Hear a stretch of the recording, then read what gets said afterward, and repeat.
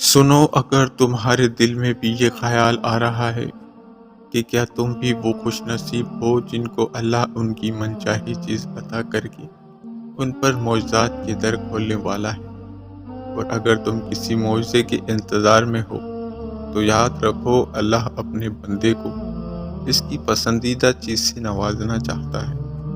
یہ ایک خاص نشانی اسے پہلے ہی دکھا دیتا ہے۔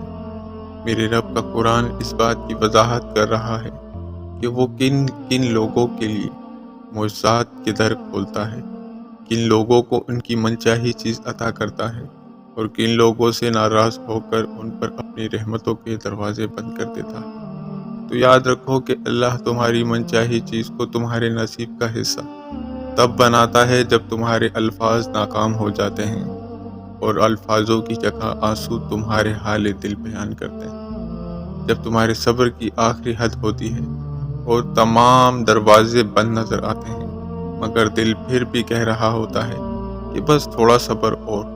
یہ دروازے جو تجھے بند نظر آ رہے ہیں، ایک دن تیرا رب ایک نہیں بلکہ ہزاروں دروازے کھول دے گا۔ جب کوئی دعا قبول ہونے میں وقت دیتی ہے تو تمہیں لگتا ہے کہ بس اب کہانی ختم ہو گئی، اور پھر انسان وہ دعا مانگنا ہی چھوڑ دیتا ہے، مگر شاید کہانی تو وہیں سے شروع ہوتی ہے۔ اللہ اور انسان کی کہانی۔ وہ کن کہتا ہے اور موت سے ہو جاتے ہیں، وہ کن کہتا ہے اور تکلیفیں نعمتوں میں بدل جاتی ہیں، وہ کن کہتا ہے اور تمہارے آنسو سکون میں بدل جاتے ہیں، وہ کن کہتا ہے اور ٹوٹے دل جڑ جاتے ہیں، وہ کن کہتا ہے اور بند دروازے کھل جاتے ہیں اور راستے آسان ہو جاتے ہیں، وہ بس کن کہتا ہے اور چیزیں ہو جاتی ہیں۔ یاد رکھو، تقدیر اور قسمت سے زیادہ طاقت دعا میں ہوتی ہے، اور جانتے ہو کہ وہ کون سی ایسی طاقتور دعا ہے جو تمہیں دونوں جہانوں کی ایک ایک چیز خرید کر دے سکتی ہے؟ وہ ہے اللہ سے ہدایت کی دعا۔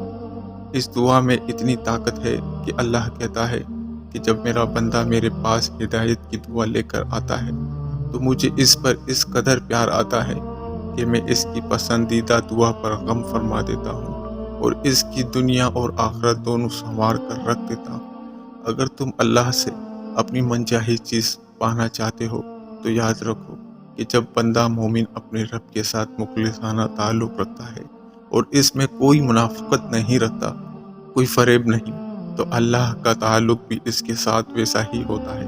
اللہ فرماتا ہے کہ میرا بندہ میرے بارے میں جو کچھ گمان کرتا ہے، میں وہی سلوک اس کے ساتھ کرتا ہوں۔ اور اگر تم اللہ سے معجزات کے در کھلوانا چاہتے ہو تو اللہ سے بڑے بڑے گمان رکھو۔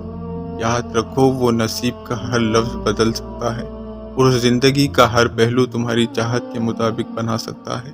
رب ہی ہے جو مانگنے پر خوش اور نہ مانگنے پر خفا ہو جاتا ہے۔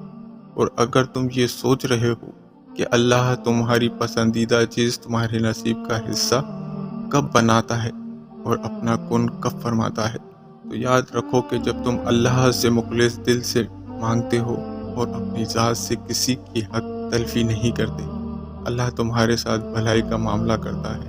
تمہارا دل صاف ہوتا ہے تو اللہ خود پڑھ کر تمہارے ساتھ دیتا ہے اور تمہارے کام میں آسانی پیدا کر دیتا ہے۔ ایک حدیث میں آتا ہے کہ نبی کریم صلی اللہ علیہ وسلم نے فرمایا کہ جو لوگ دوسروں پر رحم کرتا ہے، تمہارا رب ان پر رحم فرماتا ہے۔ تم رحم کرو ان پر جو زمین پہ ہیں، خدا تم پر رحم فرمائے گا۔ اور اگر آج کوئی چیز تمہیں بے شمار دعاؤں اور ذکر اعزاز کے باوجود بھی حاصل نہیں ہو رہی تو سنو، اللہ تم سے فرماتا ہے کہ اے میرے بندے، اگر تو میری رضا پر راضی ہو جائے کہ اللہ جو مجھے دینا چاہتا ہے میں اس پر راضی ہوں، تو وہ فرماتا ہے کہ میں تجھے وہ بھی دوں گا جو تو اپنے لیے چاہتا ہے۔ اللہ قرآن میں قسم کھا کر کہتا ہے کہ جس نے مجھے راضی کر لیا، میں یقیناً اسے ہر پریشانی سے نجات اور پرسکون زندگی عطا کروں گا۔ سنو، اگر اللہ نے تمہارے دل میں کسی چیز کی چاہت ڈالی ہے اور اسے پانے کی تڑپ تمہیں تہجد تک لے آئی ہے، تو دیکھنا تمہاری دعائیں سنی جا چکی ہیں، تمہارے صبر کا صلہ لکھا جا چکا ہے۔ اب تمہیں یہ تمہارے یقین کے معجزے دکھائے جائیں گے تاکہ تم جان سکو کہ مخلص دن اختتام پہ ہمیشہ جیت جاتا ہے، اللہ کے ایک اشارے پر بدل جایا کرتی ہے، کیونکہ اللہ کی محبت اتنی خاص ہوتی ہے کہ اگر انسان جائے نماز پر صرف سر جھکا کر بیٹھا رہے، کچھ نہ بھی بولے، تو تب بھی وہ رب کچھ لمحوں بعد ایسا سکون بندے کے دل میں اتار دیتا ہے کہ لگتا ہے جیسے اس رب نے پریشان دل کو یہ سمجھا دیا ہو کہ اے میرے بندے، نا امید نہ ہو، میں ہوں نا، سب ٹھیک کر دوں گا۔ بس تم اللہ کی چاہت پر راضی ہو جاؤ تاکہ وہ تمہیں تمہاری چاہت سے بھی زیادہ نواز دے۔ اور جب اللہ آپ کو آپ کی پسندیدہ چیز دینا چاہتا ہے تو یہ خاص اشارے ضرور ظاہر کرتا ہے۔ بعض دفعہ چیزیں کتنے ہی ناممکن نظر آ رہی ہوں، لیکن ایک بات ذہن نشین کر لیں کہ معجزے ہوتے ہیں ان خاص لوگوں کے لیے جن کے خاص عمل اللہ سے کن کہلوا دیتے ہیں۔ جب آپ اللہ پر توکل کرتے ہیں تو اللہ ناممکن کو بھی ممکن کر دیتا ہے۔